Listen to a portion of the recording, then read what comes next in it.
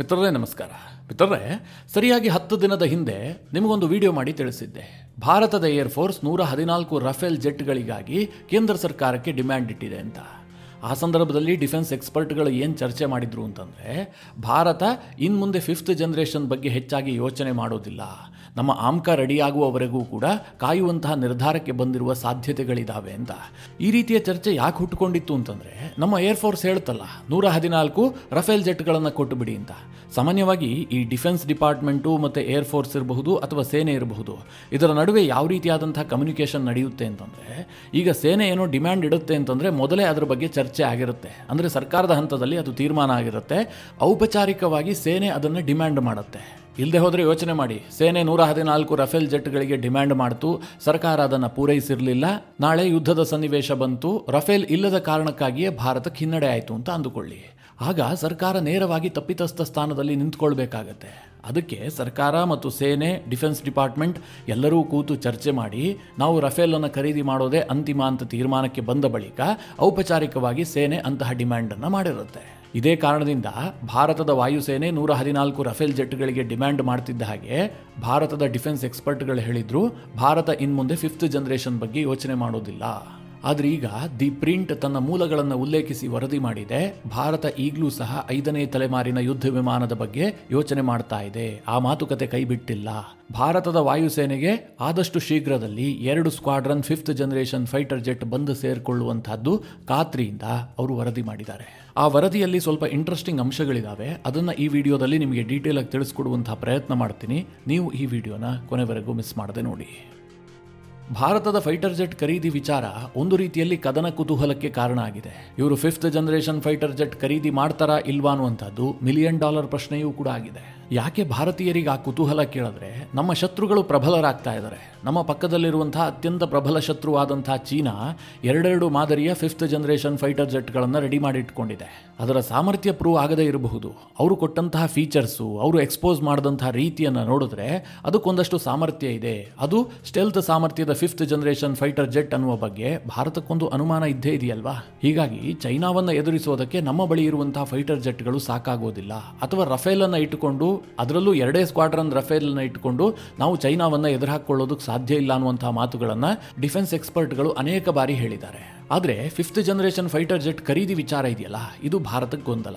ಯಾಕೆ ಕೇಳಿದ್ರೆ, ಭಾರತಕ್ಕಿರುವಂತಹದ್ದು 2 ಆಪ್ಷನ್. ಇವತ್ತು ವಿಶ್ವದಲ್ಲಿ 3 ದೇಶಗಳು ಮಾತ್ರ 5th ಜನರೇಷನ್ ಫೈಟರ್ ಜೆಟ್ಗಳನ್ನು ರೆಡಿ ಮಾಡಿದ್ದಾವೆ. ಒಂದು ಅಮೆರಿಕ, ಇನ್ನೊಂದು ಚೈನಾ, ಮತ್ತೊಂದು ರಷ್ಯಾ.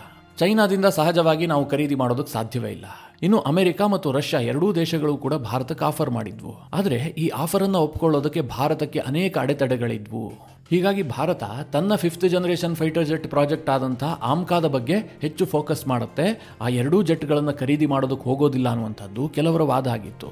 ಆದರೆ ಈಗ ದಿ ಪ್ರಿಂಟ್ ಹೇಳ್ತಾ ಇದೆ, ಭಾರತ ರಷ್ಯಾದ Su-57 ಖರೀದಿಯ ಬಗ್ಗೆ ಬಹಳಷ್ಟು ಮುಂದೆ ಹೋಗಿದೆ. ಆ ರೀತಿಯ ಮಾತುಕತೆಗಳು ಒಂದು ಹಂತಕ್ಕೆ ಫೈನಲ್ ಆಗಿದೆ. ಆರಂಭದಲ್ಲಿ 2 ಸ್ಕ್ವಾಡ್ರನ್ ಫೈಟರ್ ಜೆಟ್ಗಳನ್ನು ಭಾರತ ನೇರವಾಗಿ ಖರೀದಿ ಮಾಡುತ್ತೆ. ಅಂದರೆ ಫ್ಲೈ ಅವೇ ಕಂಡೀಷನ್ ನಲ್ಲಿ ಅವು ಭಾರತಕ್ಕೆ ಬರ್ತವೆ. ಅನಂತರದಲ್ಲಿ ಭಾರತದಲ್ಲಿ 3 ರಿಂದ 5 ಸ್ಕ್ವಾಡ್ರನ್ ಅನ್ನ ಡೆವಲಪ್ ಮಾಡಲಾಗುತ್ತೆ.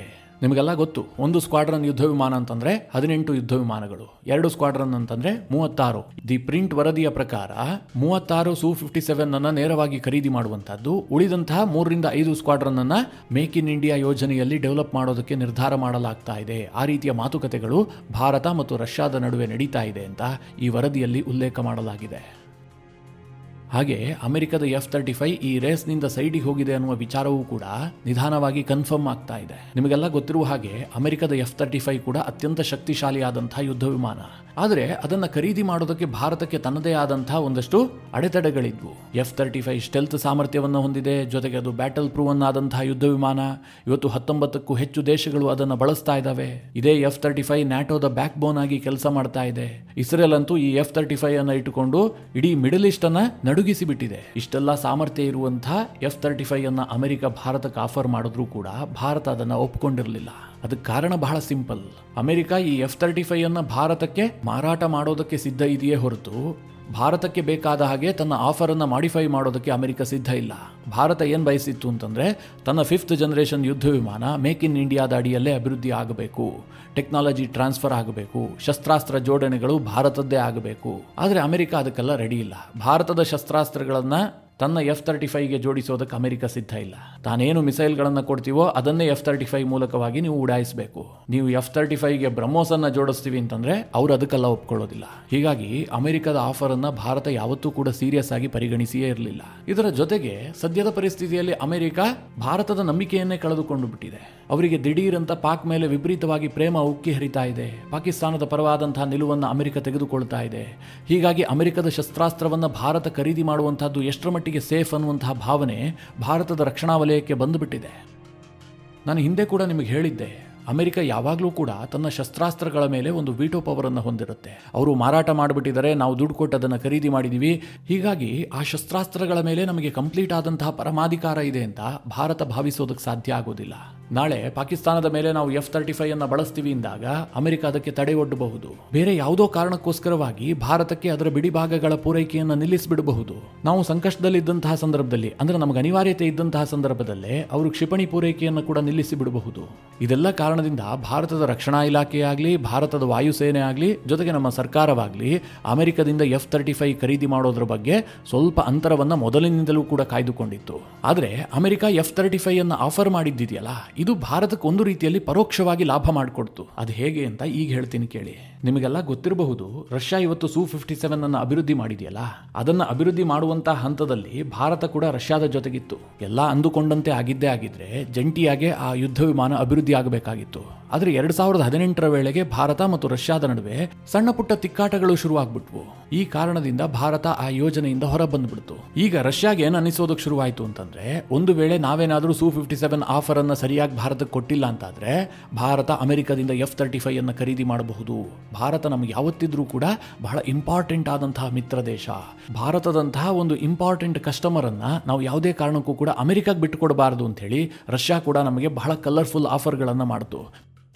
ನಿಮಗೆಲ್ಲ ಗೊತ್ತಿರಬಹುದು, ಕಳೆದ ಮಾರ್ಚ್ನಲ್ಲಿ ಭಾರತದಲ್ಲಿರುವಂತಹ ರಷ್ಯಾದ ರಾಯಭಾರಿ ಡಿನಿಸ್ ಅಲಿಪೋವೋ ಇಂಡಿಯಾ ಟುಡೇಯ ಕಾನ್ಕ್ಲೇವ್ನಲ್ಲೇ ಈ ಬಗ್ಗೆ ಮಾತನಾಡಿದ್ರು. ಹೌದು, ನಾವು Su-57 ವಿಚಾರದಲ್ಲಿ ಭಾರತಕ್ಕೆ ಆಫರ್ ಕೊಟ್ಟಿರುವಂತಹದ್ದು ನಿಜ. ನಾವು ಕೇವಲ ಭಾರತಕ್ಕೆ ಯುದ್ಧ ವಿಮಾನವನ್ನು ಮಾರಾಟ ಮಾಡೋದಕ್ಕೆ ಬಯಸ್ತಾ ಇಲ್ಲ, ಜಂಟಿಯಾಗಿ ಉತ್ಪಾದನೆ ಮಾಡೋದಕ್ಕೆ ಬಯಸ್ತಾ ಇದ್ದೀವಿ. ಟೆಕ್ನಾಲಜಿಯನ್ನು ಕಂಪ್ಲೀಟ್ ಆಗಿ ನಾವು ಟ್ರಾನ್ಸ್ಫರ್ ಮಾಡ್ತೀವಿ. ಜೊತೆಗೆ ಕಾನ್ಫಿಗರೇಷನ್ನಲ್ಲೂ ಕೂಡ ಚೇಂಜಸ್ ಮಾಡೋದಕ್ಕೆ ನಾವು ಸಿದ್ಧ ಇದ್ದೀವಿ. ಇದು ಭಾರತಕ್ಕೆ ಅತ್ಯಂತ ಬೆಸ್ಟ್ ಆದಂತಹ ಆಫರ್ ಆಗಿದೆ ಅಂತ ಭಾರತದಲ್ಲಿರುವ ರಷ್ಯಾದ ರಾಯಭಾರಿ ಓಪನ್ ಆಗಿ ಸ್ಟೇಟ್ಮೆಂಟ್ ಕೊಟ್ಟಿದ್ರು. ಹೀಗೆ ಅಮೆರಿಕದ ಆಫರ್ ಅನ್ನ ಭಾರತ ತನ್ನ ಲಾಭಕ್ಕಾಗಿ ಬಳಸ್ಕೊಳ್ತು ಅಂತ ನಾನಂತೂ ಭಾವಿಸಿದ್ದೀನಿ. ಭಾರತಕ್ಕೆ ಈಗ ರಷ್ಯಾದಿಂದ ಬೆಸ್ಟ್ ಆಫರ್ ಸಿಕ್ಕಿದೆ. ಭಾರತ ಅದರ ಬಗ್ಗೆ ಯೋಚನೆ ಮಾಡ್ತಾ ಇದೆ.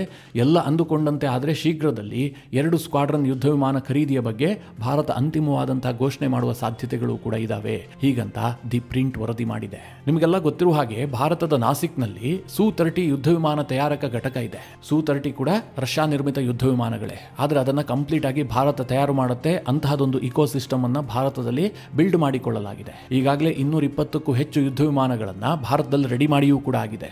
ಇದೇ Su-30 ಯುದ್ಧ ವಿಮಾನ ಉತ್ಪಾದನಾ ಘಟಕದಲ್ಲೇ Su-57 ಅನ್ನ ಕೂಡ ನಾವು ರೆಡಿ ಮಾಡ್ತೀವಿ. ಹೊಸದಾದಂತಹ ಒಂದು ಘಟಕವನ್ನು ಸ್ಥಾಪನೆ ಮಾಡುವ ಅವಶ್ಯಕತೆಯೇ ಇಲ್ಲ ಅಂತ ರಷ್ಯಾ ಭಾರತಕ್ಕೆ ಹೇಳ್ತಾ ಇದೆ. ಇದೆಲ್ಲದೂ ಕೂಡ ಕನ್ಫರ್ಮ್ ಆಗಿ ಭಾರತ ಫೈನಲ್ ಆಗಿ ಘೋಷಣೆ ಮಾಡಿದ್ದೆ ಆದ್ರೆ ಭಾರತದ ಯುದ್ಧ ವಿಮಾನಗಳ ಸ್ಕ್ವಾಡ್ರನ್ ಸಂಖ್ಯೆ 42 ದಾಟುತ್ತೆ. ಸದ್ಯದ ಪರಿಸ್ಥಿತಿಯಲ್ಲಿ ಭಾರತಕ್ಕೆ ಇದು ವೆರಿ ವೆರಿ ಇಂಪಾರ್ಟೆಂಟ್ ಆಗುತ್ತೆ. ನಿಮಗೆಲ್ಲ ಗೊತ್ತಿರುವ ಹಾಗೆ ಭಾರತದ ಬಳಿಯಲ್ಲಿ ಸದ್ಯ ಇರುವಂತಹದ್ದು 31 ಸ್ಕ್ವಾಡ್ರನ್ ಯುದ್ಧ ವಿಮಾನಗಳು ಮಾತ್ರ. ಈ ಹಿಂದಿನ ವರದಿಯ ಪ್ರಕಾರ ಭಾರತಕ್ಕೆ ಈ ತಕ್ಷಣಕ್ಕೆ 42 ಸ್ಕ್ವಾಡ್ರನ್ ಯುದ್ಧ ವಿಮಾನಗಳ ಅವಶ್ಯಕತೆ ಇದೆ. ಅಂದ್ರೆ ನಮ್ಮ ಇಷ್ಟು ದೊಡ್ಡದಾದಂತಹ ಟೆರಿಟರಿಯನ್ನು ನಾವು ರಕ್ಷಣೆ ಮಾಡಿಕೊಳ್ಬೇಕು. ಒಂದು ಕಡೆ ಚೈನಾ, ಇನ್ನೊಂದು ಕಡೆ ಪಾಕಿಸ್ತಾನ. ಇಂತಹ ಪರಿಸ್ಥಿತಿಯಲ್ಲಿ ಕನಿಷ್ಠ ಪಕ್ಷ ನಮಗೆ 42 ಸ್ಕ್ವಾಡ್ರನ್ ಯುದ್ಧ ವಿಮಾನಗಳು ಬೇಕು ಅನ್ನುವಂಥ ರಿಪೋರ್ಟ್ ಇತ್ತು.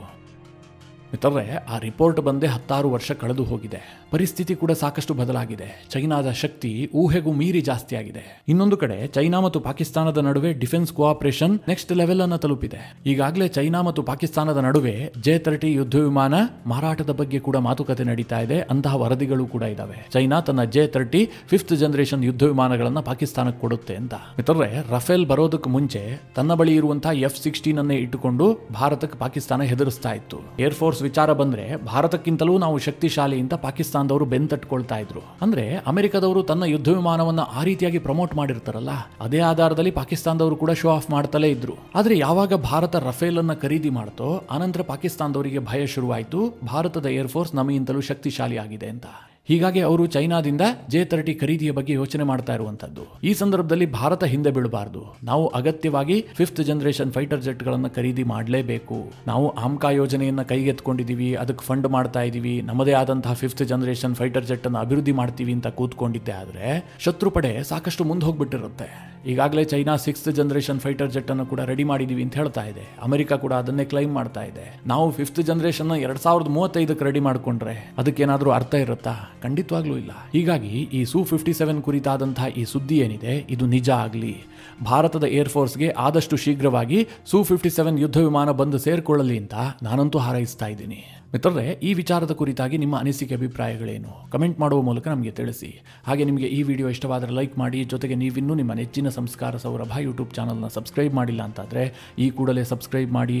ಮುಂದಿನ ಎಲ್ಲ ಅಪ್ಡೇಟ್ಗಳ ನೋಟಿಫಿಕೇಷನ್ಗಾಗಿ ಬೆಲ್ ಐಕಾನ್ ಒತ್ತಿ.